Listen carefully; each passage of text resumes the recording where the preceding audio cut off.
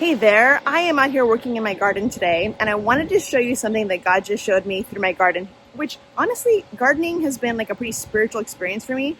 If you're doing it, maybe you know what I mean. It's like there's something to it, it's profound, but I'm just gonna stick to this one thing that God showed me. So I wanna show you some tomato plants. I planted 2 tomato plants together in my whole main garden, and then I have another one somewhere else.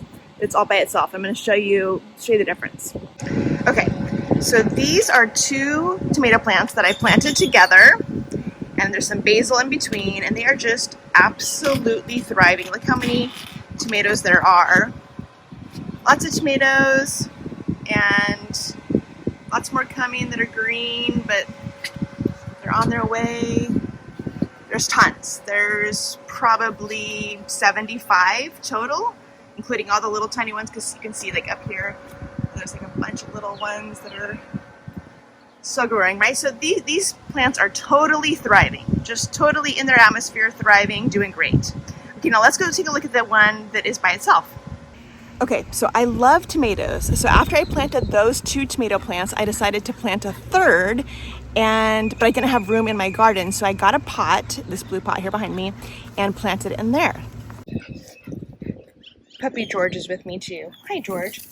Okay, so this is all by itself, and you can see there is one singular tomato. One tomato, all by itself. One. Just one. Literally, on the whole thing. None even like beginning to blossom, no other fruit whatsoever. One tomato. And the leaves, I don't know if you can see, they're like curling up and crunchy and just not doing well, not thriving whatsoever.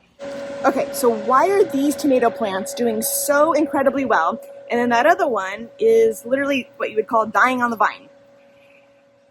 The Lord was showing me how He created us for community. He created us to be in relationship with other people.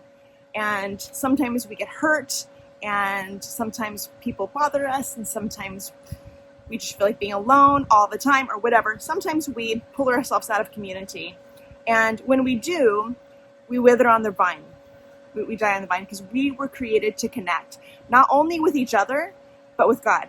And as long as we are isolating, not spending time with God and with His people, we are going to not be fruitful. We're going to die on the vine, and we're not going to prosper. Let us hold tightly without wavering to the hope we affirm, for God can be trusted to keep His promise. Let us think of ways to motivate one another to acts of love and good works, and let us not neglect our meeting together, as some people do, but encourage one another, especially now that the day of His return is drawing near. These tomato plants are prospering like crazy.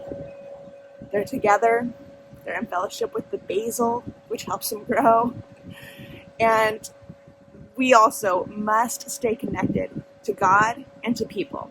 So don't give in to the temptation to isolate. God bless you, and know that you are loved. Be fruitful.